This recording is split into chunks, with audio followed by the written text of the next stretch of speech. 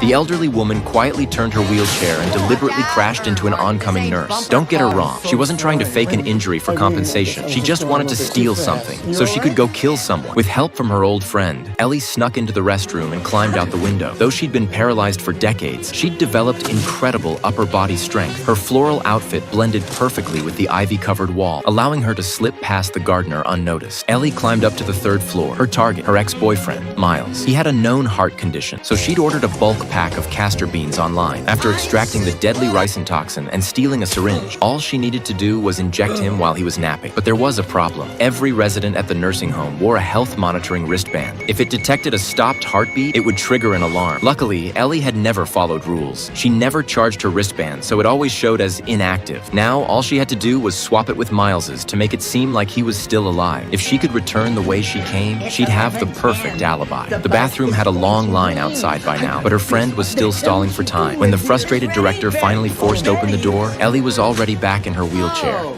good.